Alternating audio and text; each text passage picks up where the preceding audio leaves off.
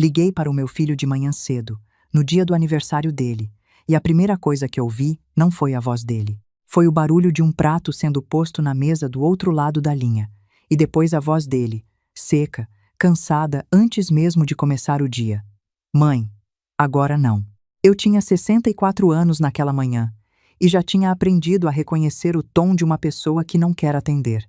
Mas mãe é assim, a gente insiste. Eu disse que era rápido, que era só para desejar um feliz aniversário, que eu não ia tomar o tempo dele. E foi aí que ele explodiu de um jeito que eu nunca tinha ouvido sair da boca do meu Tomás. Para de ligar para nós. A gente tem a nossa própria vida, mãe. Será que é tão difícil de entender? Eu fiquei com o telefone grudado no ouvido, sem ar. E então, ao fundo, claríssima, sem o menor cuidado de baixar a voz, eu ouvi a Beatriz, a minha nora, dizer: bloqueia essa velha carente. Eu morava no Porto, em Portugal, num apartamento pequeno de um bairro antigo chamado Bonfim, daqueles que têm a roupa estendida nas janelas e o cheiro de pão subindo das padarias logo de manhã. Era princípio de outubro, com aquela luz dourada e meio triste que cai sobre os telhados portugueses quando o verão se despede, e eu estava de pé na minha cozinha, de avental ainda, porque eu trabalho cedo e já tinha as mãos sujas de barro quando resolvi ligar. Eu poderia ter chorado. 20 anos atrás, eu teria chorado. Mas naquela manhã, eu não chorei. Porque uma parte de mim, uma parte calada e teimosa que mora nas minhas mãos e não no meu peito, já tinha entendido fazia tempo o que estava acontecendo.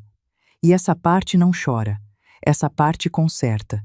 Eu respirei fundo, devagar, do jeito que eu respiro quando vou colar 2 pedaços de uma peça quebrada e não posso deixar a mão tremer. E respondi com a voz mais firme do que eu mesma esperava: eu só liguei para te desejar parabéns, filho, mas o seu presente chega amanhã. Houve um silêncio do outro lado. Ele não esperava por aquilo. Que presente? Ele perguntou. E dava para sentir a desconfiança na pergunta. Amanhã, você entende. E desliguei. Fiquei parada na cozinha, com o telefone ainda quente na mão e o barro secando entre os meus dedos. A luz da manhã entrava pela janela e caía sobre a bancada onde eu já tinha posto as ferramentas do dia. Os pincéis finos alinhados, o frasco de verniz aberto, uma chávena de uma cliente à espera de ser colada. Tudo no lugar, tudo certo, menos eu. A primeira coisa que senti foi aquela dor antiga de mãe, que não tem idade e não passa nunca.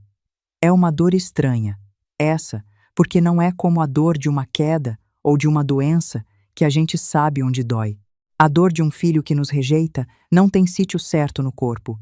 Se espalha, mora no peito, mas também na garganta, nas mãos, num cansaço que cai sobre os ombros, como se de repente a gente tivesse ganho 10 anos numa única chamada telefônica. A segunda coisa que veio foi a lembrança do Tomás pequeno, sentado no chão da minha oficina, brincando com os cacos que eu separava, perguntando por que é que eu colava xícaras velhas em vez de comprar novas. Ele tinha um vício de fazer perguntas, aquele menino. Tudo era: por quê, mãe? E por que é que isto, mãe? E eu respondia tudo, com paciência, porque achava que era assim que se criava um homem bom, respondendo às perguntas dele com verdade. E à pergunta dos cacos, eu respondia sempre o mesmo. Porque tem coisa, filho, que vale mais remendada do que nova. A história não se compra na loja. Ele tinha 5 anos e achava aquilo a coisa mais bonita do mundo. Ficava horas me vendo trabalhar, vendo os pedaços partidos voltarem a ser prato, jarra, travessa, e olhava para mim como se eu fosse uma espécie de feiticeira que ressuscitava as coisas. 40 anos depois, esse mesmo menino me chamava de velha carente pela boca da mulher dele, e nem se dava ao trabalho de me defender. A feiticeira que ressuscitava as coisas tinha virado, aos olhos dele, um caco que já não valia a pena colar. Mas deixa eu voltar um bocado atrás, para você entender o tamanho do que aconteceu. Porque ninguém vira velha carente de um dia para o outro. A gente vai virando devagar, um favor de cada vez, até ao dia em que percebe que já não é mãe. É só um par de mãos que serve quando precisam e estorva quando não. O meu nome é Idália, Idália Ferreira, mas aqui no bairro toda a gente me trata só por Dona Idália, ou pela alcunha que me puseram há muitos anos e que pegou. a mulher dos cacos, porque a minha vida inteira, foi feita disso, de juntar pedaços, de pegar no que os outros partiram e deitaram fora, e devolver inteiro. Eu sou restauradora de cerâmica e de louça antiga. Aprendi nova, com um mestre velho que tinha uma oficina na rua de Santa Catarina, um homem rabugento chamado Senhor Aurélio, que não gostava de ninguém, mas gostou de mim, porque dizia que eu tinha mãos de paciência, e que paciência era a única coisa que ele não conseguia ensinar a mais ninguém. Eu passei a juventude inteira debruçada sobre azulejos partidos, sobre pratos de família que tinham caído da estante, sobre faianças de Coimbra que valiam o ordenado de um ano e que chegavam às minhas mãos em 20 pedaços dentro de uma caixa de sapatos. O Senhor Aurélio me ensinou tudo o que eu sei, mas ensinou sobretudo uma coisa que não tem que ver com técnica nenhuma. Me ensinou a respeitar a história das peças. Idália, me dizia ele, com aquela voz rouca de quem fumava cachimbo desde os 15 anos. Você não está colando barro, você está colando memória. Esta travessa que está aqui partida foi posta numa mesa de Natal durante 60 anos. Comia-se nela em dias de festa e em dias de luto. Quando uma família te traz uma peça partida, não te traz só a peça, te traz um pedaço da vida que viveram. Trate isso com respeito, ou então larga esse ofício e vai vender sapato. Eu nunca larguei o ofício, e nunca esqueci aquela lição.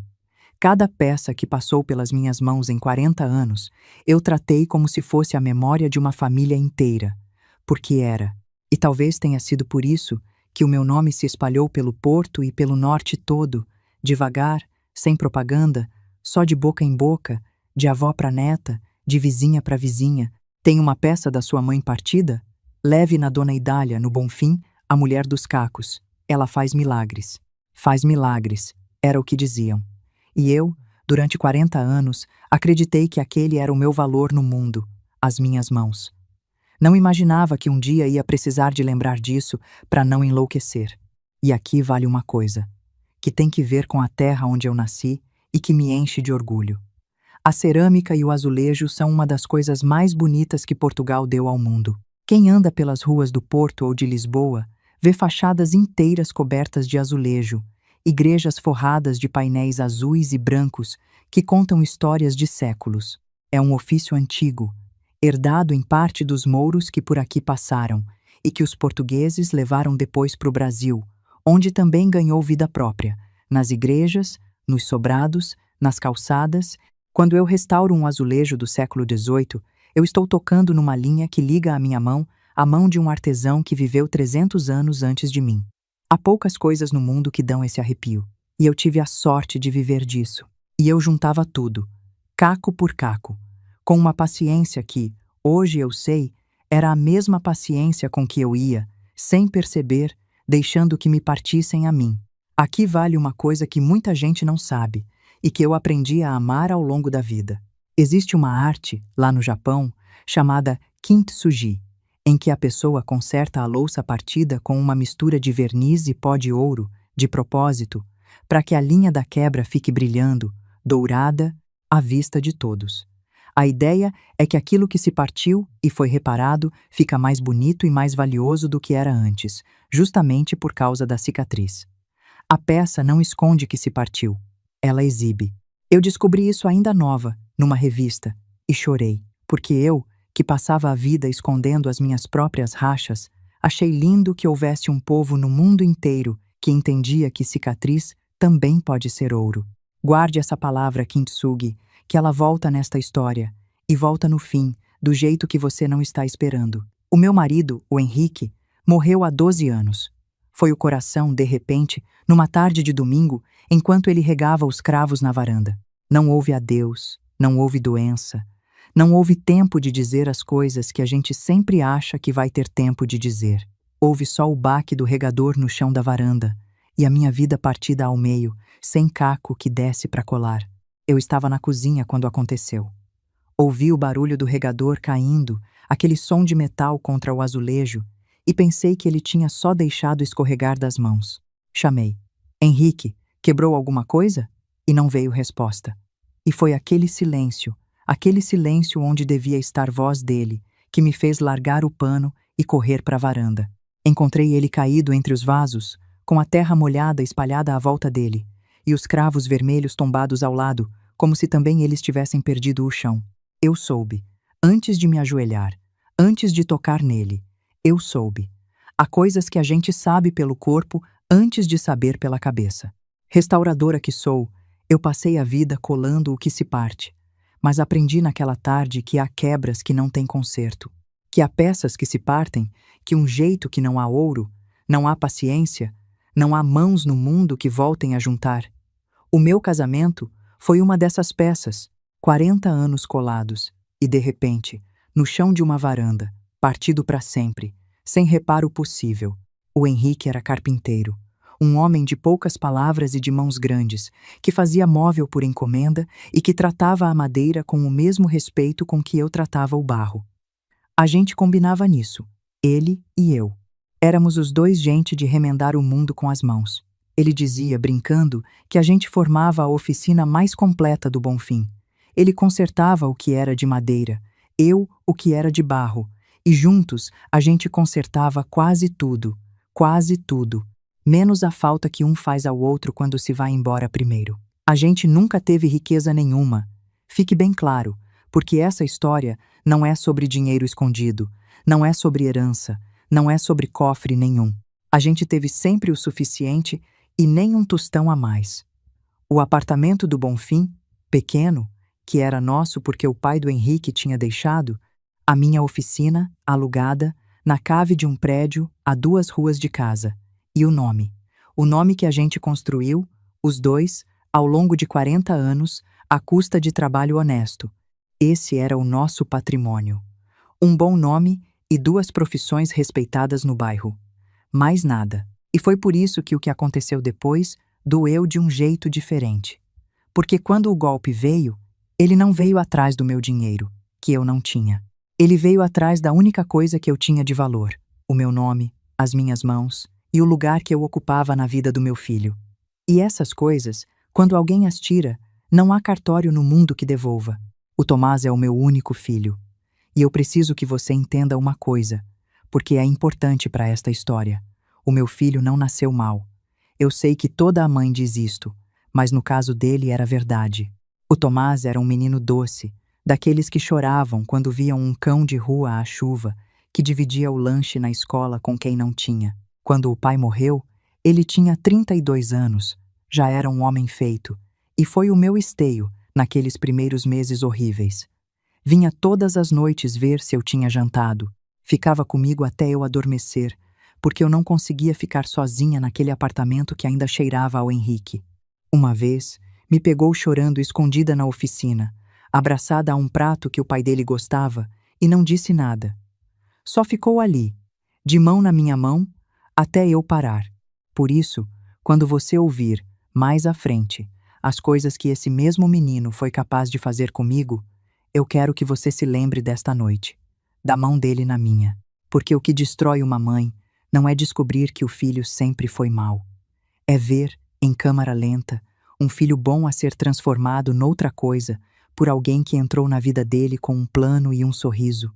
A Beatriz entrou na nossa vida cerca de 3 anos depois da morte do Henrique. No princípio, ela era um encanto, educada, atenciosa, cheia de elogios. Me chamava sogrinha querida. Dizia que admirava o meu trabalho, que achava lindo uma mulher da minha idade ter uma profissão, uma arte nas mãos. Sentava-se ao meu lado, pedia para eu contar histórias do bairro antigo, das peças que eu já tinha restaurado. Eu, coitada, me derretia toda. Fazia tanto tempo que ninguém me dava aquela atenção. Desde que o Henrique partira, eu vivia num silêncio que só o barulho da minha própria oficina preenchia. A minha vizinha do lado, a dona Conceição, que me conhece há 40 anos e tem uma língua afiada como navalha, reparou noutra coisa. «Ó, Idália», me disse ela uma tarde, depois de a Beatriz sair. Aquela rapariga sorri muito com a boca. Mas repare bem nos olhos dela, quando ela acha que ninguém está a ver. Os olhos não sorriem. Os olhos andam fazendo contas. Eu ri. Achei exagero de vizinha velha, dessas que nunca acham ninguém bom o suficiente. Tem paciência. Conceição. A miúda só está a ser simpática. A dona Conceição me olhou por cima dos óculos daquele jeito dela e não disse mais nada. Mas eu vi que ela não mudou de ideia. A dona Conceição nunca muda de ideia. É o maior defeito dela, e como eu vim a descobrir, também a maior qualidade. Ela costuma dizer que mudou de ideia uma vez na vida, em 1970 e tal, e que se arrependeu, e que por isso nunca mais arriscou. O que eu não percebi, naqueles primeiros tempos, foi que cada gentileza da Beatriz tinha um destino. Era sempre um carinho, antes de um pedido, um elogio que abria a porta para uma necessidade. E eu, sozinha, com saudade de um colo que já não vinha, ia abrindo a mão, uma vez, depois outra. Sem nunca perceber que, de cada vez que eu abria a mão para ajudar, ela fechava a mão para agarrar. Começou com a oficina. A Beatriz tinha estudado design e tinha sonhos grandes. Queria montar uma loja de decoração, dessas modernas, de coisas bonitas para casa, com nome em inglês e montra cuidada. E achou que a minha oficina, na cave, com aquele cheiro a barro e a verniz, era o sítio ideal para começar. Não para trabalhar comigo, atenção, para dividir o espaço, para pôr umas prateleiras dela ao fundo, expor uns artigos, receber uns clientes. É só por uns meses, dona Idália, disse o Tomás, sem coragem de me olhar direito nos olhos. Até a Beatriz arrancar com o negócio. Depois ela arranja espaço próprio. A senhora tem aquela cave toda e mal usa metade. Mal usava metade. Como se 40 anos de ferramentas, de moldes, de peças à espera de restauro, de prateleiras com as encomendas dos clientes, fossem meia cave mal usada. Mas eu deixei. Claro que deixei. Que mãe não ajudaria? Cedi metade da minha oficina, o meu reino de 40 anos, para Nora pôr as bugigangas dela. E aqui aprendi a primeira lição, do modo mais difícil, que é o modo como a gente aprende as coisas que valem a pena. Quando a gente compartilha o espaço do nosso trabalho sem nada no papel, por ser família, a gente está se enfraquecendo, não a outra pessoa. Porque a oficina era alugada em meu nome, a responsabilidade do arrendamento era minha, o contrato com o senhorio tinha a minha assinatura. Se desse problema, quem respondia era eu. A Beatriz entrou ali sem assinar nada, sem responsabilidade nenhuma, usufruindo de um espaço cujo risco era todo meu. Eu não percebi isto na altura, só percebi quando já era tarde. A loja dela abriu. E com o tempo, as prateleiras dela foram crescendo e as minhas foram encolhendo. Primeiro era um cantinho ao fundo, depois era metade. Depois eu já tinha de pedir licença para usar a minha própria bancada grande, porque ela tinha lá uma montra montada para umas fotografias. A oficina onde eu trabalhei a vida inteira foi tornando, devagarinho, a loja da Beatriz com um cantinho da dona Idália ao fundo. E a segunda camada da teia foi a internet. A Beatriz vivia das redes sociais, fotografava tudo, a loja, os artigos, a vida de empreendedora. E eu, no princípio, achava graça. Até ao dia em que uma cliente antiga minha, a dona Fernanda, me telefonou meio confusa. Ó, Idália, eu vi no Instagram aquela peça da Vista Alegre que você restaurou para mim, lembra? Aquela travessa antiga da minha avó. Estava lá numa fotografia tão bonita, mas dizia que tinha sido restaurada pelo ateliê da sua nora. Eu fiquei confusa, porque quem fez aquilo foi você, com essas suas mãos. Eu fiquei gelada com o telefone na mão. Fui ver. E lá estava. A travessa da Vista Alegre, uma peça portuguesa lindíssima que eu tinha passado 3 semanas a restaurar, caco por caco, com a linha da quebra disfarçada com uma perfeição que só 40 anos de ofício dão. E por baixo da fotografia, a legenda da Beatriz. Mais uma peça devolvida à vida pelo nosso ateliê. Trabalho de paixão e dedicação. Cada restauro é uma obra de arte feita por nós. Feita por nós. Aqui eu preciso te explicar uma coisa, porque é importante e muita gente boa não sabe. Em Portugal, tal como no Brasil, o trabalho de uma pessoa tem dono. Quando alguém apresenta o trabalho manual ou intelectual de outra pessoa como sendo seu, para tirar proveito disso, isso não é só falta de vergonha. Tem implicações. Um restaurador constrói a reputação ao longo de décadas, e essa reputação é o bem mais valioso que ele tem. É o que lhe traz clientes. Quando alguém se apropria do seu trabalho e o exibe como próprio, está roubando de você aquilo que não se vê, mas que sustenta o seu sustento, o seu nome associado àquilo que só você sabe fazer. E isto, na lei, pode ser tratado a sério, porque o prejuízo é real, mesmo que ninguém tenha mexido no seu dinheiro. Mas naquela altura, eu não pensei em lei nenhuma. Eu pensei só na dona Fernanda, confusa, sem perceber quem é que tinha consertado a travessa da avó dela. E senti uma pontada no peito que eu demorei a entender. No princípio, achei que era inveja, e tive vergonha de mim. Mas não era inveja, era apagamento. A Beatriz queria as minhas mãos, o meu trabalho, o meu nome de 40 anos no bairro, mas fazia questão de me apagar da história. Eu era boa o suficiente para fazer o trabalho, não para aparecer.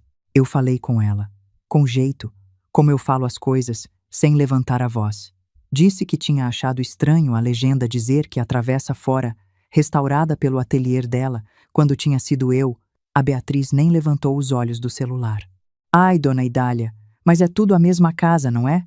A senhora está dentro do ateliê. O que é seu é nosso, o que é nosso é seu.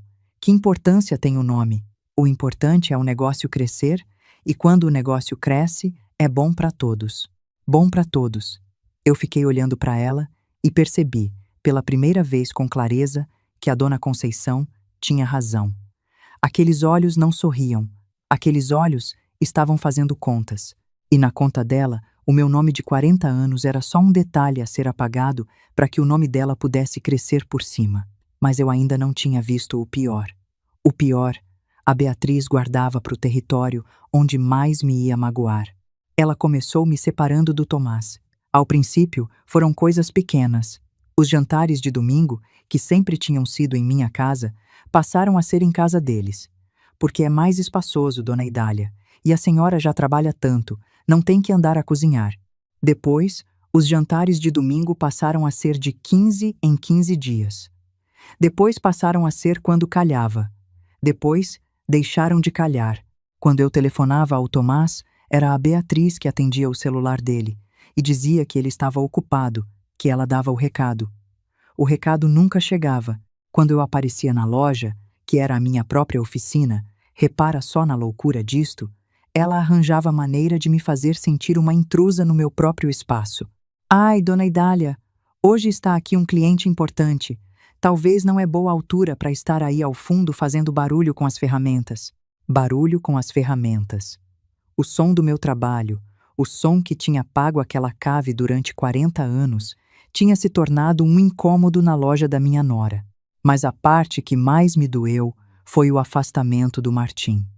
Porque a Beatriz percebeu, com aquela esperteza que ela tinha para magoar, que o caminho mais curto para me ferir não era através do Tomás, era através do neto.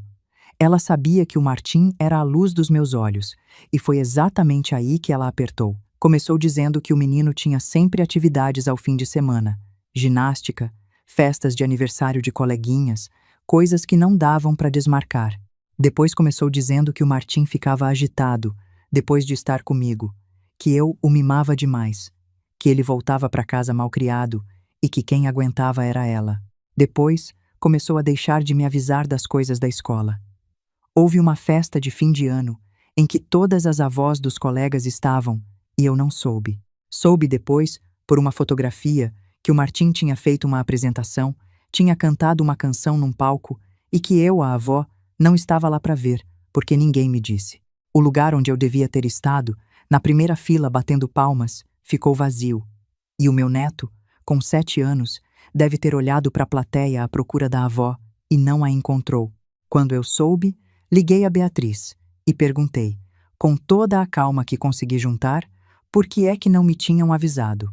Ela respondeu com uma leveza de quem comenta o tempo, como se não fosse nada. Ai, dona Idália, me esqueci completamente.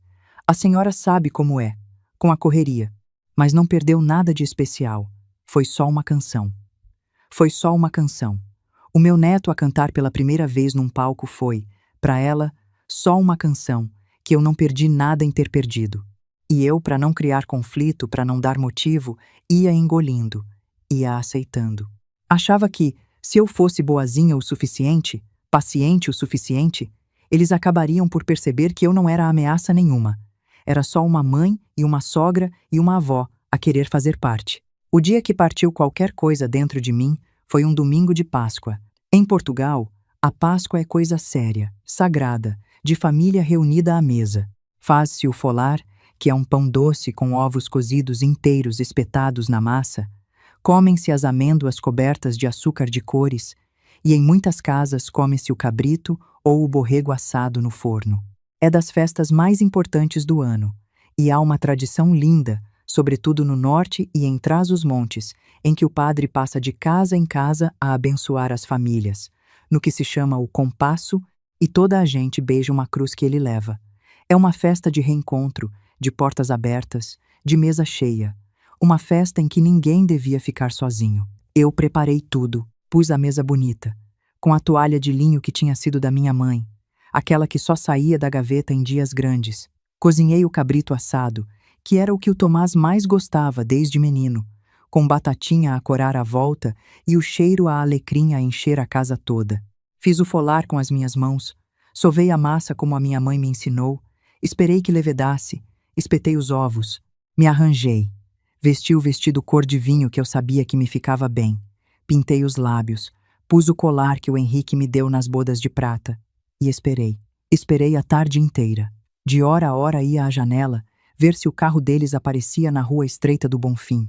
Cada carro que passava, o meu coração dava um salto, e cada carro que seguia em frente sem parar à minha porta, o meu coração descia outra vez. Telefonei ao Tomás 3 vezes. Caiu sempre no atendedor, aquela voz gravada que diz para deixar mensagem e que de repente me pareceu a coisa mais fria do mundo. Mandei mensagem. Filho, está tudo bem? Estou à vossa espera para o almoço de Páscoa. Fiz cabrito. A mensagem foi entregue, ficou marcada como lida e não veio resposta. Por volta das 3 da tarde, eu já tinha percebido que eles não vinham, mas mesmo assim não levantei a mesa. Deixei a posta, com a comida a arrefecer, com o cabrito a ganhar aquela camada de gordura fria por cima, porque levantar a mesa era admitir, e eu ainda não queria admitir. Fiquei ali sentada, sozinha, no domingo de Páscoa, naquela casa em silêncio, olhando para 3 pratos vazios, com a toalha de linho da minha mãe por baixo deles e a cruz que o padre tinha abençoado de manhã pendurada na parede olhando para mim. Ao fim da tarde, quando a luz já começava a cair e a casa ficava daquela cor cinzenta de fim de dia, peguei no celular e fui ver as redes sociais da Beatriz. Não devia ter ido, mas a gente vai, não vai? A gente espeta o dedo na ferida para ter a certeza de que dói. E lá estava a publicação do dia. Uma mesa linda, num restaurante caro à beira-rio, em Gaia, na outra margem do Douro, com vista para a ribeira do Porto toda iluminada. O Tomás, a Beatriz e os pais dela, todos sorrindo com copos de vinho erguidos. E a legenda que eu li umas 10 vezes para ter a certeza de que era para mim que estava a ser dita: Páscoa em família, do jeito certo, rodeada de quem soma e não pesa. Gratidão por quem respeita o nosso espaço e não se impõe. Quem soma e não pesa. Quem não se impõe. Eu entendi o recado. Era uma faca embrulhada em flor, mandada para eu ver. Eles estavam num restaurante, celebrando a Páscoa com a família dela, e tiveram o cuidado de publicar uma indireta para eu engolir junto com o meu cabrito frio. Não bastava me deixarem sozinha. Tinham de fazer questão de que eu soubesse que tinha sido de propósito. E foi nessa noite, a lavar sozinha a louça de uma Páscoa que ninguém comeu, que eu parti um prato. Não foi de propósito. Me escorregou das mãos, das minhas mãos de 40 anos de prática que nunca deixavam cair nada, e se espatifou no chão da cozinha. Era um prato simples, de louça branca, nada de especial. Mas era um dos 6 que o Henrique me tinha dado no nosso primeiro aniversário de casados, quando a gente não tinha dinheiro para mais nada. Dos 6, só me restavam 4, e agora, com este partido no chão, ficava com 3. E eu me ajoelhei no chão da cozinha, juntando os cacos daquele prato. E foi aí, ajoelhada, com os pedaços nas mãos, que eu finalmente chorei. Chorei tudo o que não tinha chorado em meses, não pelo prato, pelo que o prato significava, por estar ali, aos 64 anos, sozinha, de joelhos, juntando cacos no dia de Páscoa, enquanto o meu filho brindava num restaurante com uma mulher que me chamava de peso. Mas eu sou quem sou. E quando o choro passou, eu não deitei os cacos fora. Juntei-os todos num guardanapo e guardei-os numa gaveta. Porque uma restauradora não deita fora aquilo que se pode reconstruir. Naquela altura, eu ainda não sabia o que ia fazer com aqueles pedaços. Só sabia que não os ia deitar fora. E essa decisão, esse gesto pequeno de guardar os cacos em vez de os deitar no lixo, ia acabar por ser, meses depois, o presente que chegou na casa do meu filho no dia seguinte ao aniversário dele. Mas eu estou me adiantando. Deixa eu contar como a teia se fechou de vez, antes de te contar como eu a cortei. A terceira camada da teia foi a mais cruel, porque envolveu o que eu tinha de mais sagrado nas mãos: o meu ofício. A Beatriz começou a aceitar trabalhos de restauro na loja. Peças de clientes, faianças antigas, porcelanas de família, coisas valiosas e delicadas que as pessoas traziam, confiando no nome que estava associado àquele espaço, o meu nome, a mulher dos cacos do Bonfim. Só que quem aceitava o trabalho e combinava o preço era ela. E quem fazia o trabalho, claro, era eu, ao fundo, na minha bancada, com as minhas mãos, pela paciência de sempre. Mas o dinheiro entrava na caixa dela. E o nome que crescia nas redes sociais era o dela. Eu deixei. No princípio, deixei. Dizia para mim mesma que era ajudar o meu filho, que o que era da loja acabava por ser do casal, que o casal era a minha família. Ia colando aquela mentira em mim própria, como eu colava os cacos das peças, com cuidado, para não se ver a racha, até ao dia da terrina. Chegou à loja uma terrina antiga, de uma família importante do Porto, uns senhores de idade, os Vasconcelos, gente de respeito. Era uma peça do século XIX, de porcelana da Companhia das Índias, dessas que vieram da China nos tempos das navegações e que valem verdadeiras fortunas. Tinha-se partido numa mudança, em 11 pedaços, e faltava um lasca pequena junto à asa. Os senhores Vasconcelos confiaram-na à loja porque tinham ouvido falar que ali trabalhava a melhor restauradora do norte. Esse era eu. Mas quem os recebeu, quem combinou o preço, uma quantia alta, muito alta, foi a Beatriz. E ela combinou um prazo absurdo, curto demais, porque queria o dinheiro depressa, sem fazer ideia do que aquele tipo de restauro exige. Aqui deixa eu te explicar uma coisa do meu ofício, porque tem que ver com o que aconteceu a seguir. Restaurar porcelana antiga da Companhia das Índias não é colar um caco com cola de loja. É um trabalho que pode levar semanas, às vezes meses. A pasta que se usa para preencher as falhas tem que secar em camadas. A cor tem que ser reconstituída à mão, pigmento a pigmento, para combinar com um esmalte que tem 200 anos e que ganhou tons que nenhuma tinta nova de fábrica tem. É um trabalho que não se apressa, do mesmo jeito que não se apressa o crescimento de uma árvore. Quem promete uma porcelana dessas restaurada em 2 semanas, ou não sabe o que está fazendo, ou está mentindo ao cliente. A Beatriz não sabia, e prometeu.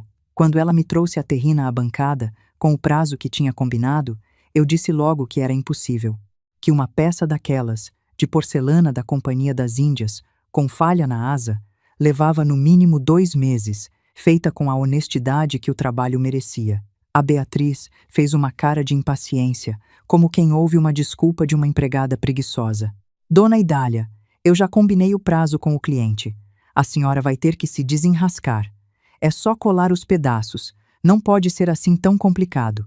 A senhora às vezes complica de propósito para parecer que o seu trabalho é mais importante do que é.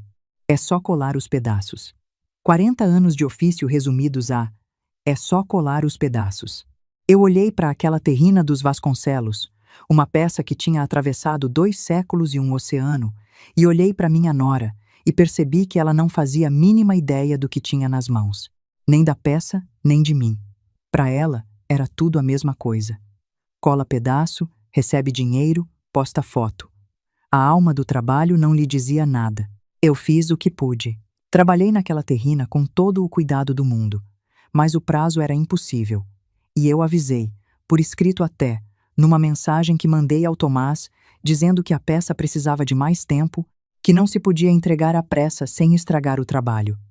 Guardei essa mensagem, não por desconfiança, naquela altura, por hábito de quem trabalha com peças valiosas e aprende cedo registrando tudo. E aqui está uma coisa que eu aprendi nesta vida e que vale ouro. Quando você faz um trabalho para alguém, ainda que seja família, ainda que seja por amor, registra, manda a mensagem dizendo o que combinaste, o prazo que é possível, o estado em que a peça chegou. Não é desconfiança, é proteção. Porque o dia em que algo correr mal, e com gente de má fé sempre corre, a sua palavra contra a dela não vale nada. Mas uma mensagem escrita, com data, vale tudo. A memória das pessoas é seletiva. O que está escrito não muda de versão. A terrina não ficou pronta no prazo, claro. Não havia mãos no mundo que a deixassem pronta naquele prazo, sem ser uma porcaria. E quando os senhores Vasconcelos vieram buscá-la, e ela não estava pronta, a Beatriz não disse a verdade. Não disse, eu combinei um prazo impossível. Ela disse, na frente dos clientes, com uma cara de pena toda ensaiada. Lamento imenso. A nossa restauradora já é de uma certa idade e ultimamente tem andado mais lenta, mais esquecida. Nós estamos a pensar em modernizar os métodos do ateliê, porque, infelizmente, a velha guarda já não acompanha o ritmo. Peço imensa desculpa pelo transtorno. Eu estava ao fundo da oficina quando ouvi isto. E fiquei gelada, com um pincel na mão, parada como uma estátua. Ela me tinha chamado de velha, lenta e esquecida na frente de clientes. Tinha posto a culpa do prazo impossível dela nas minhas mãos de 40 anos. Tinha sugerido, na frente de toda a gente, que a velha guarda, eu, devia ser substituída por métodos modernos. Os senhores Vasconcelos foram embora desconfiados, sem perceber que a peça da família deles tinha estado nas melhores mãos do norte, e que a culpa do atraso não era das mãos, era da boca que tinha prometido o impossível. Nessa noite, eu não chorei. Eu já tinha passado do choro. Era outra coisa agora. Era a calma fria de quem entende que deixou de ser tratada como mãe, como sogra, como mestra, e passou a ser tratada como um problema para resolver. E um problema, a gente não chora por ele. A gente resolve. Foi por essa altura que o meu neto, sem saber, me entregou a peça que faltava para eu perceber o tamanho do plano. Porque eu tenho um neto, o Martim, filho do Tomás e da Beatriz, que tinha 7 anos na altura desta história. E o Martim era a única coisa pura que ainda me ligava àquela casa. Quando me deixavam vê-lo, o que era cada vez mais raro, ele sentava-se no chão da oficina, exatamente como o pai dele fazia em pequeno, e mexia nos meus cacos e perguntava as coisas todas. E eu deixava, porque ver o Martim brincar com os pedaços era ver o Tomás outra vez. Era ver que ainda havia ali, naquele sangue, alguém que olhava para o que estava partido com curiosidade em vez de desprezo. Numa tarde, o Tomás precisou de deixar o Martim comigo umas horas, à pressa, porque não tinha com quem o deixar. Foi a primeira vez em muito tempo. E o menino, sentado no chão da oficina brincando com uns cacos, me disse, do nada, com aquela inocência com que as crianças dizem as coisas mais pesadas como se fossem nada. Avó, a mãe disse que quando a loja for só dela, a avó vai para uma casa de velhinhos, porque a avó já não consegue trabalhar bem. Eu fiquei com o pincel parado no ar. Pousei ele devagar, com cuidado para não fazer barulho, e perguntei do jeito mais leve que consegui, para não assustar o menino. E quando é que a loja vai ser só da mãe, Martim? O menino encolheu os ombros, sem parar de brincar. Não sei, avó. A mãe disse ao pai que era só convencer a senhora a assinar um papel, a passar o arrendamento para ela, e depois logo se via. Disse que a avó assina qualquer coisa se for o pai a pedir. E voltou brincando com os cacos, como se não tivesse acabado de me contar a coisa mais grave da minha vida. Eu não demonstrei nada. Sorri, lhe fiz uma festa no cabelo, lhe ofereci um bolo e um copo de leite. Mudei de assunto para dinossauros, que era a paixão dele. Por fora, eu era só uma avó numa tarde igual às outras. Por dentro, tudo tinha mudado de lugar, porque na boca de um menino de 7 anos, eu acabava de ouvir o plano inteiro. Eles queriam que eu passasse o arrendamento da oficina para o nome da Beatriz. Queriam o espaço, o ponto, o endereço que tinha o meu nome e a minha reputação de 40 anos colados a ele. E depois, com a oficina no nome dela, eu deixava de ser necessária.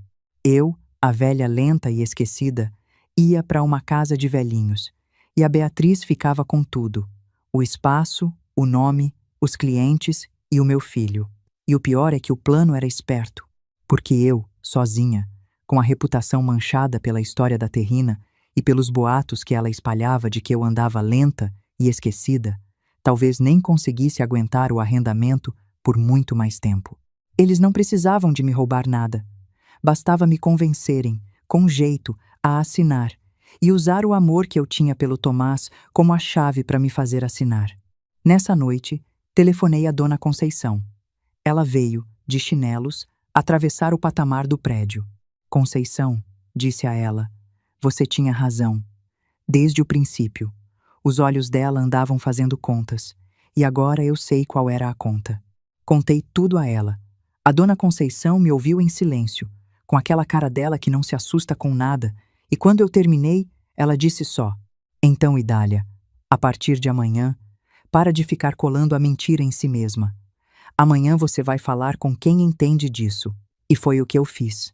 No dia seguinte, fui falar com a doutora Rosário, uma advogada do bairro, uma mulher firme da minha idade, 62 anos, dessas que já viram de tudo e não se impressionam nem com choro, nem com grito.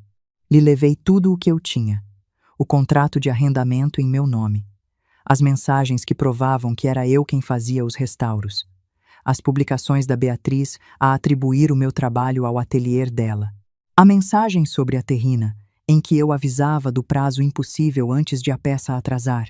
A doutora Rosário leu tudo com calma, e quando terminou, tirou os óculos e olhou para mim. Dona Idália, vou ser direta consigo, porque acho que a senhora aguenta a verdade. A sua nora está construindo um plano com paciência. Ela quer o arrendamento no nome dela.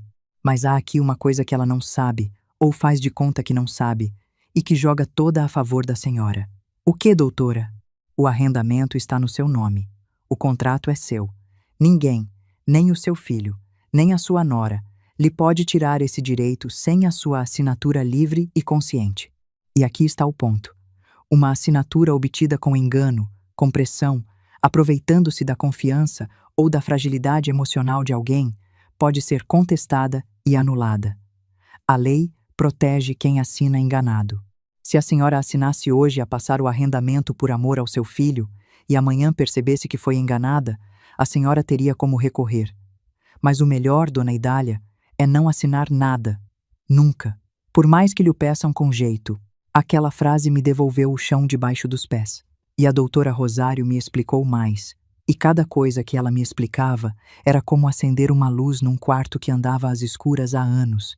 Ela me explicou que existe uma coisa chamada vício de consentimento, que é quando uma pessoa assina ou aceita alguma coisa enganada, pressionada ou induzida em erro. Quando isso acontece, o que foi assinado pode ser anulado, porque a lei entende que aquela vontade não foi uma vontade livre, foi uma vontade manipulada. Quer dizer, o que protege uma pessoa não é só não assinar, é saber que, mesmo que assine sob engano, a lei lhe dá um caminho de volta. Mas o caminho de volta dá trabalho, custa dinheiro e custa noites de sono. Por isso, o melhor mesmo, ela insistiu, é não dar o primeiro passo em falso. Depois ela me explicou a outra parte, a do meu ofício. Me explicou que o trabalho que eu fazia, e que era apresentado nas redes sociais como sendo do atelier da Beatriz, configurava um aproveitamento indevido da minha reputação e do meu trabalho profissional. Que os clientes que pensavam estar contratar a melhor restauradora do Norte e recebiam o trabalho com o crédito atribuído a outra pessoa, estavam, na prática, a ser induzidos em erro sobre quem fazia o quê. E que tudo aquilo, junto, devidamente documentado com as mensagens, as publicações e os comprovativos que eu tinha guardado, montava um quadro que não era só de injustiça moral, era de prejuízo concreto, do tipo que a lei reconhece e que dá direito à reparação. A senhora fez uma coisa muito importante, sem perceber que estava fazendo, me disse a doutora Rosário. folheando as minhas mensagens. A senhora guardou tudo: as mensagens, as datas, os avisos que mandou sobre a terrina. Sabe quantas pessoas chegam aqui ao meu escritório com toda a razão do mundo e nenhuma prova? Razão sem prova, na justiça, é como ter um prato lindo e não ter mesa onde o pôr.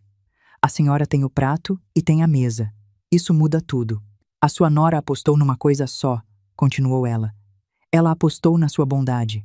Achou que a senhora ia continuar aguentando, engolindo, por amor ao seu filho, até ao dia em que assinasse o papel, achando que estava fazendo um favor. Gente assim conta sempre com o silêncio e com a bondade da vítima. É a única coisa que faz o plano funcionar. Eu olhei para ela e, pela primeira vez em meses, sorri de verdade. Um sorriso que não era de alegria, era de quem reconhece o terreno. Então ela escolheu mal, doutora. Porque eu posso ser boa. Mas a minha bondade não é burrice. E elas me atacaram justamente no único sítio onde eu nunca, em 40 anos, fui fraca. No meu ofício. Saí do escritório da doutora Rosário com uma pasta de documentos debaixo do braço e uma ideia me nascer na cabeça. Não era uma ideia de vingança. Eu quero que isto fique claro, porque do lado de fora pode parecer vingança. Mas não era. Era outra coisa. Era a ideia de devolver a cada um o que era de cada um. E de sair, eu, daquela posição de mãos úteis e pessoa descartável. Mas faltava a parte mais difícil. Faltava decidir o que fazer em relação ao Tomás. Porque uma coisa é me defender da Beatriz, que nunca foi minha família de sangue. Outra, muito diferente, é me defender dentro de uma guerra que tem o nome do filho que eu pari do lado errado. E foi por isso que eu hesitei. Durante semanas, eu hesitei. Tinha tudo nas mãos para me proteger. E mesmo assim peguei no celular umas quantas vezes para ligar ao Tomás, para tentar conversar de mãe para filho, sem a Beatriz no meio, para perguntar se ele não queria almoçar comigo só os dois. Quase liguei, mas depois me lembrava da voz dele a me mandar parar de ligar. Me lembrava da terrina, da história que ela contou aos Vasconcelos. Me lembrava do Martim dizendo, com a inocência dele, casa de velhinhos, e guardava o celular outra vez. Não porque eu não amasse o meu filho, mas justamente porque amava. E porque amar, eu estava a aprender tarde. Às vezes é deixar a pessoa bater no fundo para ela enxergar onde se meteu. Foi numa dessas noites de insônia que a ideia do presente se completou na minha cabeça. Eu peguei nos cacos. Em todos eles. Os cacos do prato que o Henrique me tinha dado e que se partira no domingo de Páscoa, guardados no guardanapo, na gaveta. E sabe o que eu fiz? Eu fui buscar o material que tinha guardado a vida inteira, sem nunca ter coragem de usar em algo meu, só nos trabalhos dos outros.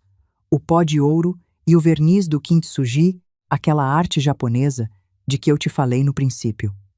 A arte de consertar o que se partiu, deixando a cicatriz dourada à vista, para que a peça reparada fique mais bonita e mais valiosa do que era antes da quebra. Durante 3 semanas, todas as noites, depois de fechar a oficina, eu trabalhei naquele prato partido, caco por caco, com a paciência que o Sr. Aurélio dizia que era a única coisa que ele não conseguia ensinar a ninguém. Primeiro limpei cada pedaço, com cuidado, tirando os restos de comida e de gordura que tinham ficado da noite em que ele se partiu. Depois fui encaixando os cacos uns nos outros, a seco, como quem monta um puzzle que conhece de cor, para ter a certeza de que tinha todas as peças e de que cada uma ia para o seu lugar. Colei caco a caco, esperando cada cola secar antes de passar a seguinte, sem pressa, porque pressa é o contrário de tudo o que aquele prato significava. E por fim, na linha de cada quebra, passei o ouro, devagar, com um pincel fino dos mais finos que eu tinha, deixando que cada racha brilhasse, dourada, à vista de todos. Era um trabalho minucioso, daqueles que fazem os olhos arder e as costas doer, e que aos 64 anos custam mais do que custavam aos 30. Mas eu não me importei, porque a cada noite, debruçada sobre aquele prato à luz do candeeiro da bancada, eu sentia que não estava só a consertar uma louça. Estava fazendo as pazes com a minha própria vida. Cada caco que eu colava era um pedaço de mim que eu juntava de volta. A mãe esquecida, a sogra apagada, a restauradora chamada de velha lenta, a avó que perdeu a canção do neto. Todos esses pedaços eu fui colando, noite após noite, com ouro, sem vergonha de nenhum deles. O prato simples, de louça branca, que o meu marido me tinha dado quando a gente não tinha dinheiro para mais nada, foi transformando, nas minhas mãos, naquela peça que carregava todas as cicatrizes à vista, douradas, sem vergonha nenhuma de ter estado partida.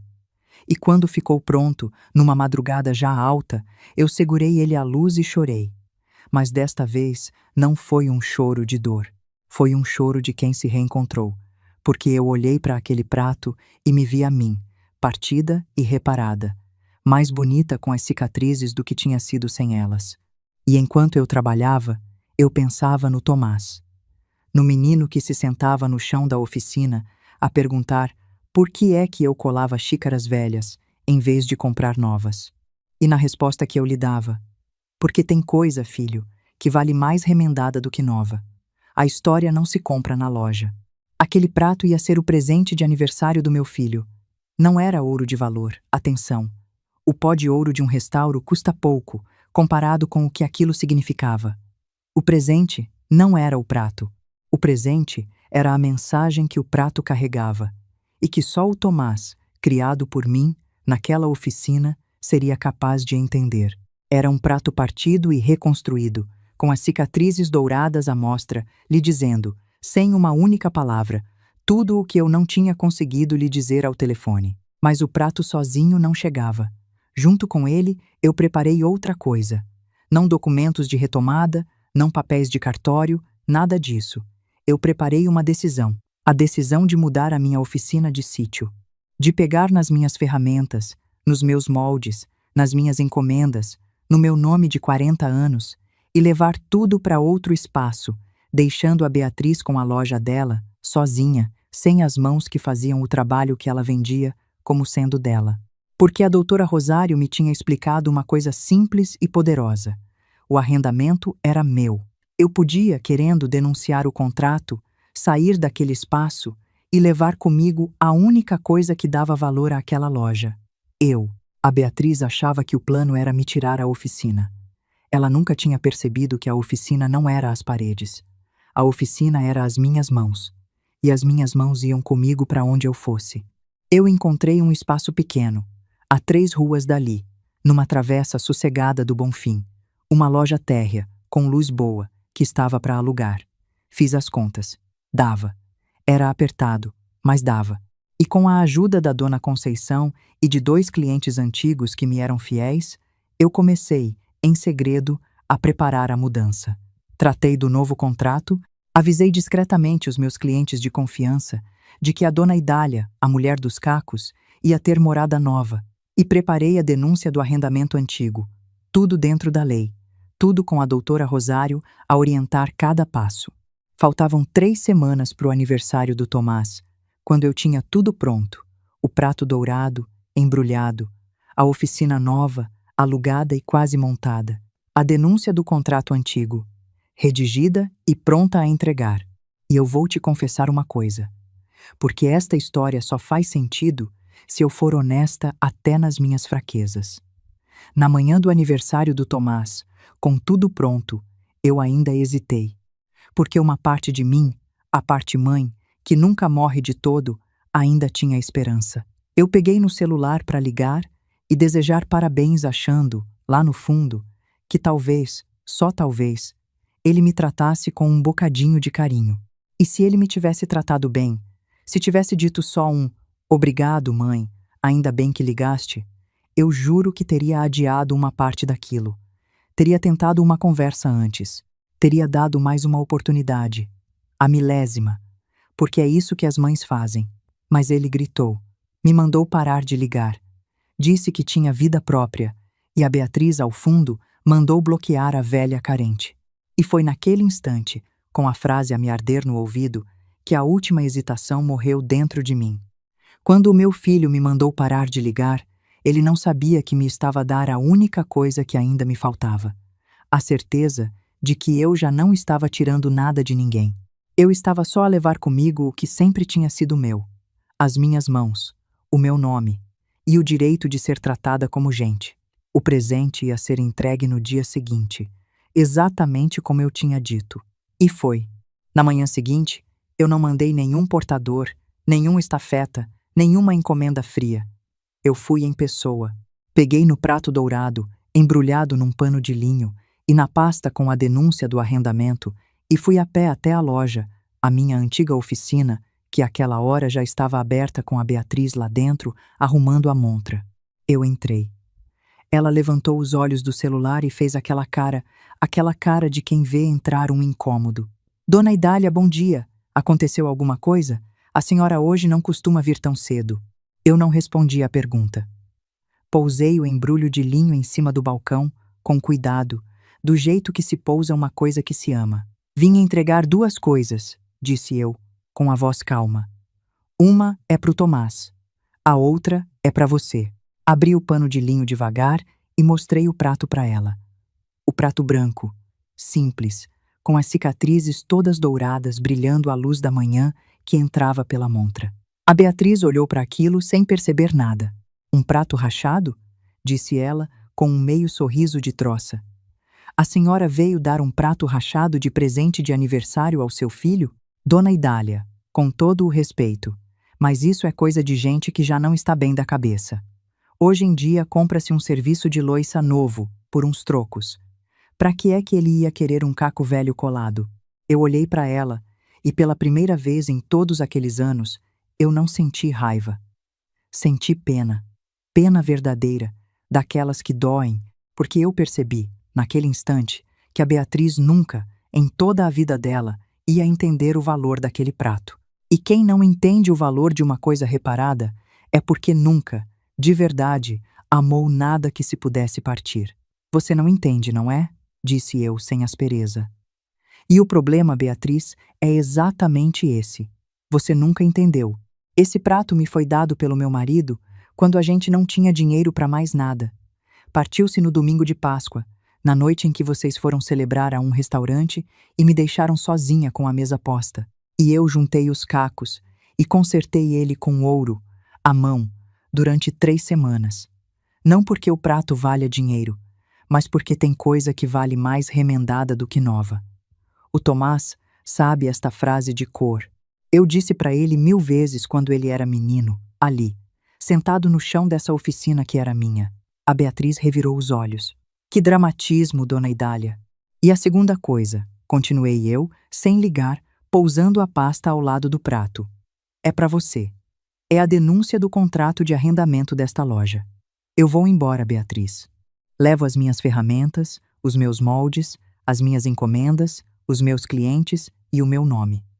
A partir do fim do mês, este espaço é só seu, como você sempre quis. O sorriso de troça gelou na cara dela. Como assim? A senhora vai embora? E o ateliê? E os clientes? A senhora não pode simplesmente. Posso, cortei eu, baixinho. O contrato está em meu nome, sempre esteve. Você queria o arrendamento, pois fica com ele. Fica com as paredes, com a montra, com as prateleiras. Fica com tudo. Só não fica com as minhas mãos. Porque essas, Beatriz, vão comigo. E eu acho que você nunca percebeu, em todos estes anos, que o valor que esta loja tinha não estava nas paredes. Estava na bancada do fundo, onde você não deixava o cliente importante ouvir o barulho das ferramentas. Eu peguei no prato dourado, embrulhei ele outra vez no linho e me virei para sair. Eu mesma entrego isto ao Tomás, disse, já à porta. Cara a cara, como tudo o que é importante deve ser entregue. E saí, sem bater a porta, sem levantar a voz, sem olhar para trás à procura da cara dela. Saí como quem sai de um sítio onde já não tem nada a fazer, com o passo leve de quem largou um peso que carregava há anos sem saber. Naquela tarde, eu fui à casa do Tomás. Toquei a campainha. Foi ele que abriu e ficou ali, parado, à porta, sem saber o que dizer. Tinha o celular na mão, e eu percebi, pela cara dele, que a Beatriz já lhe tinha telefonado, já lhe tinha contado a sua versão, já tinha chorado ao telefone que a sogra maluca tinha aparecido a ameaçar fechar tudo.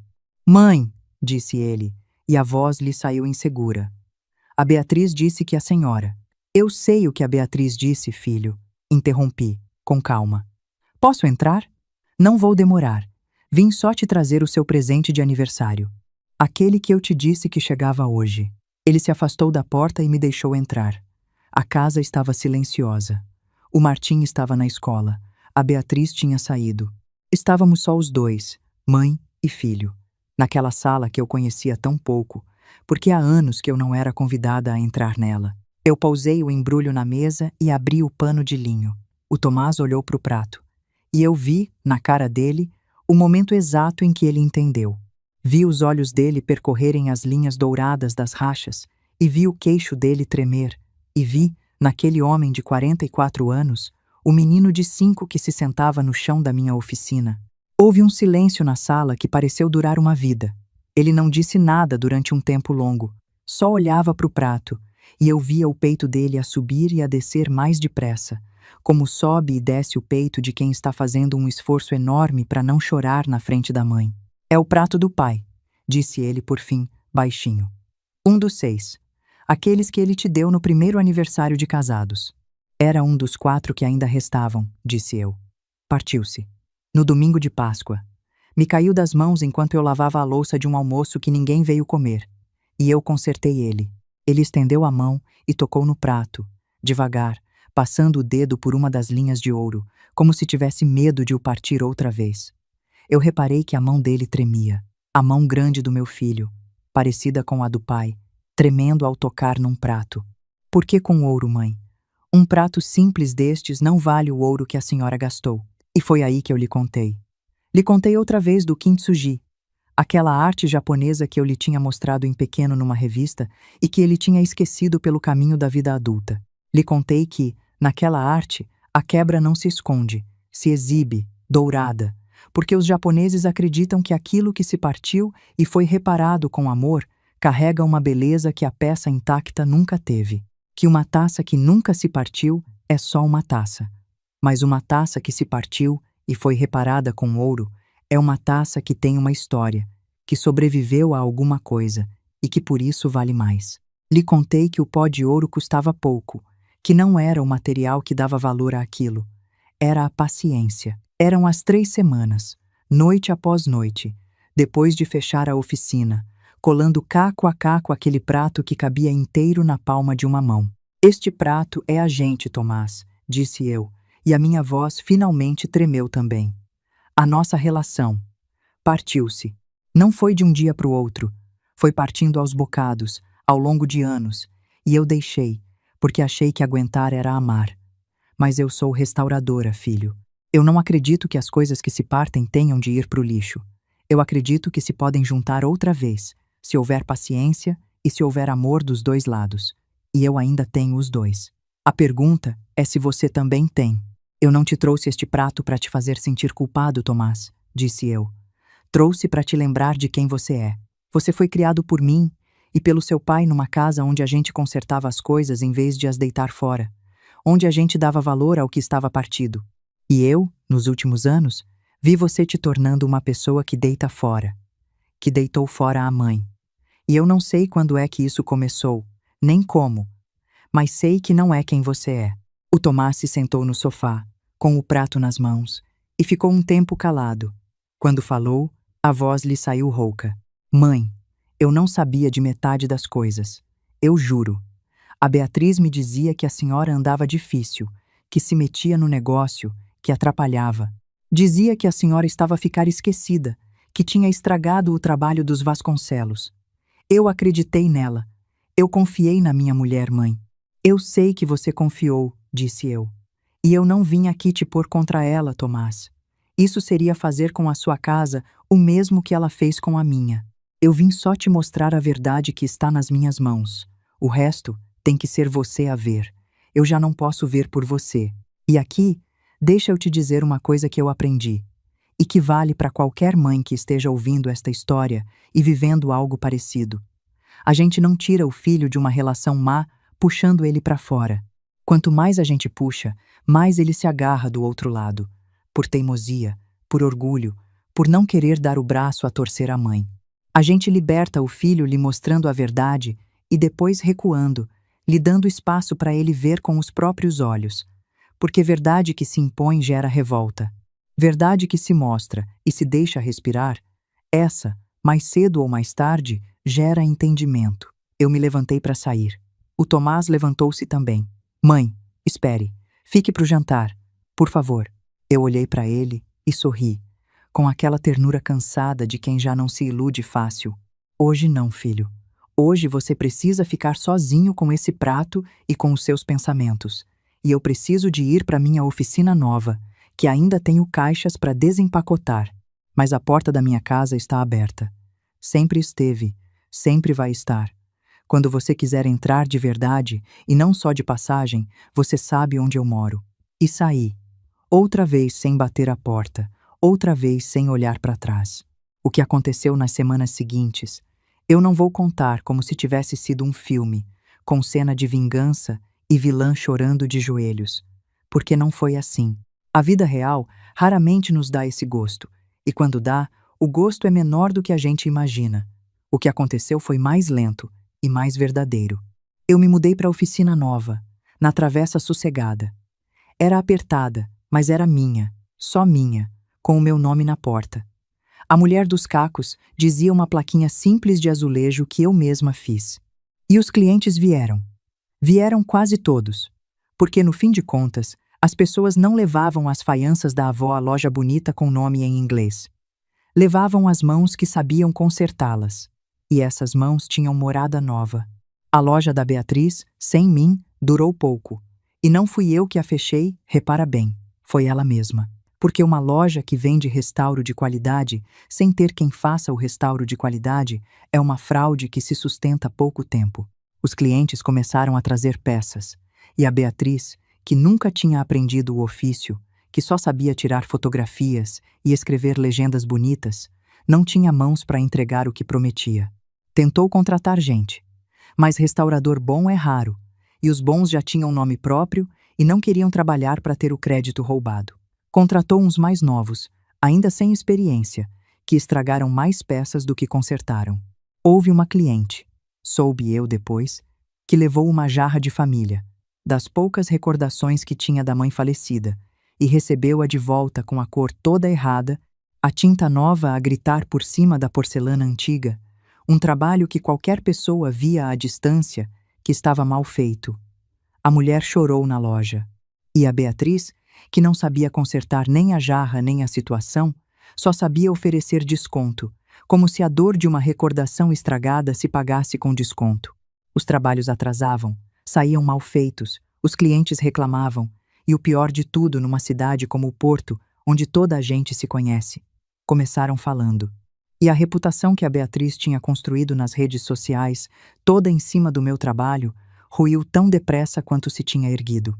As mesmas pessoas que comentavam que talento nas fotografias dela começaram a comentar péssimo serviço, não recomendo, estragaram uma peça da minha família.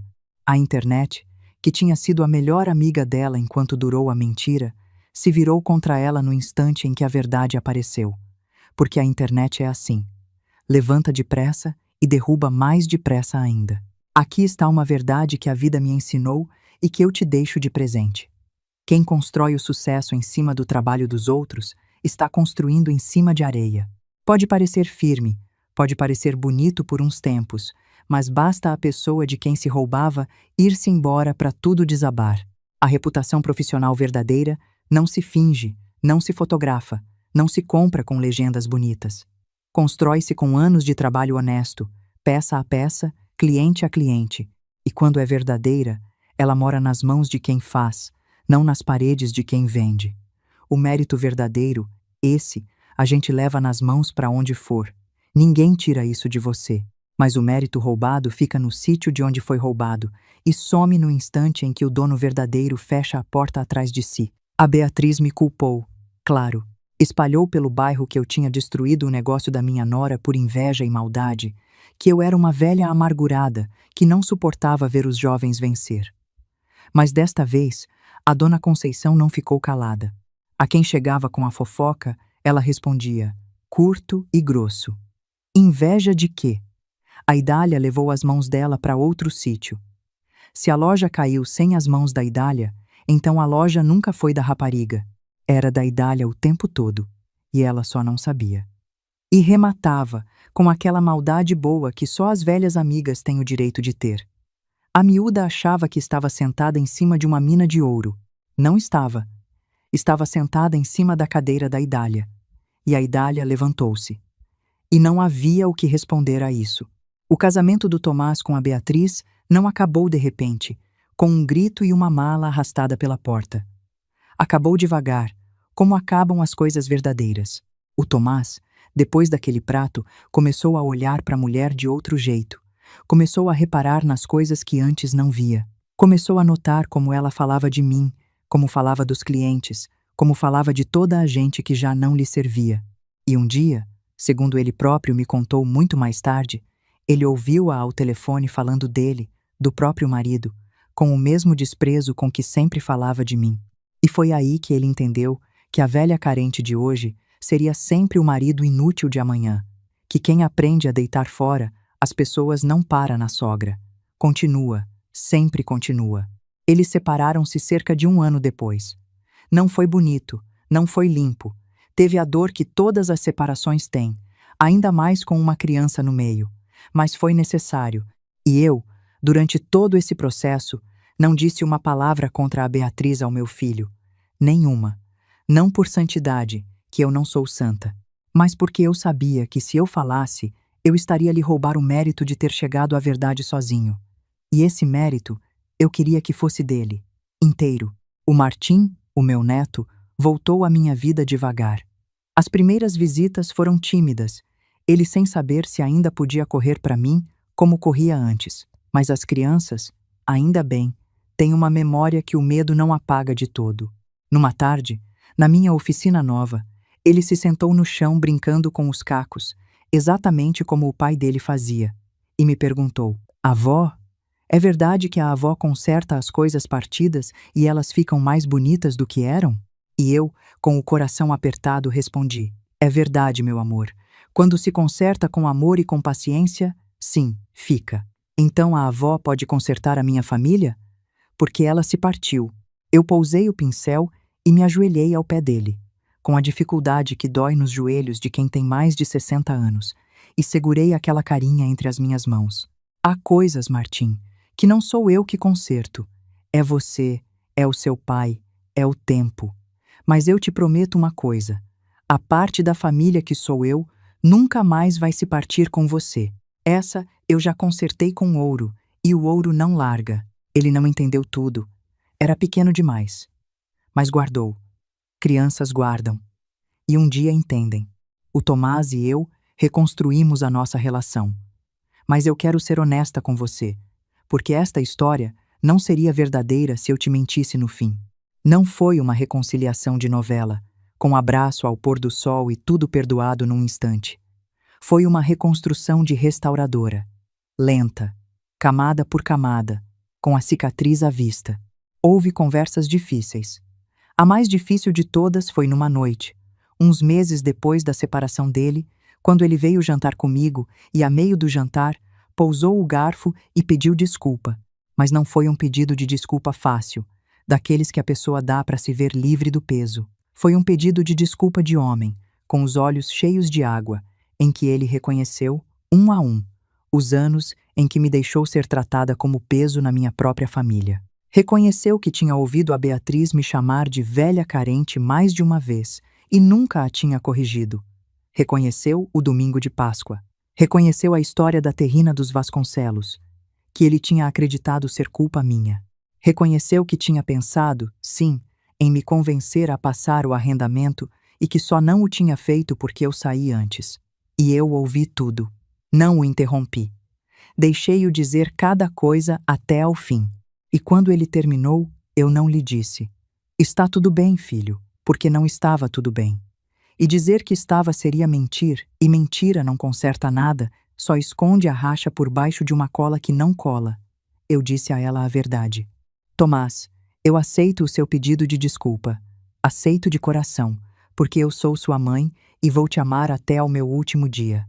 Mas desculpa não apaga os anos. Desculpa não desfaz o domingo de Páscoa em que eu comi sozinha. Desculpa é o princípio do concerto, não o fim. A gente vai reconstruir, você e eu. mas vai ser devagar, e vai haver dias em que a racha ainda se vai sentir.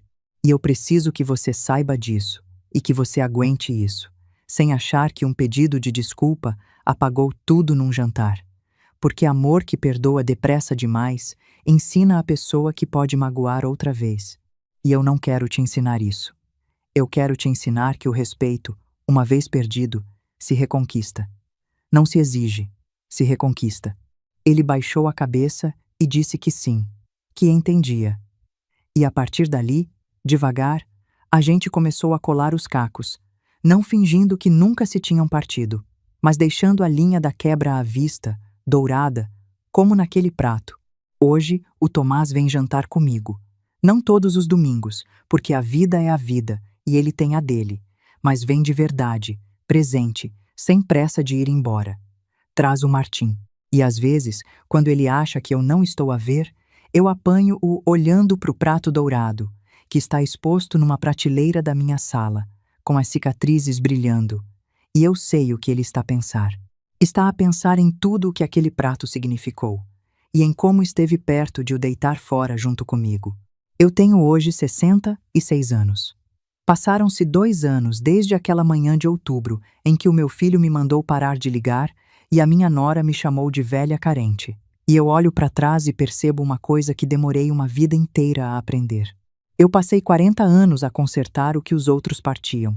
Faianças, terrinas, pratos de família, peças de museu.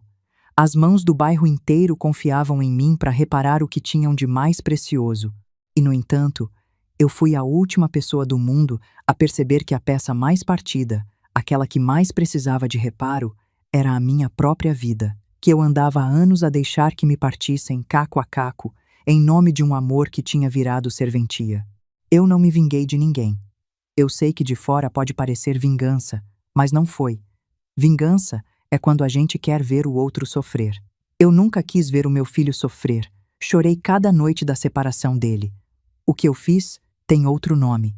Eu peguei nos cacos da minha própria dignidade, que andavam espalhados pelo chão de uma oficina que eu deixava os outros tomar, e juntei eles, com paciência, com ouro, deixando as cicatrizes à vista, sem vergonha nenhuma de ter estado partida, porque é isso que eu queria que você levasse desta história.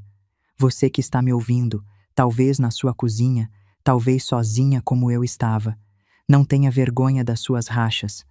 Não esconda que já te quebraram. A vida vai te partir mais de uma vez, e às vezes quem te quebra é quem você mais ama, e isso é a dor mais funda que existe.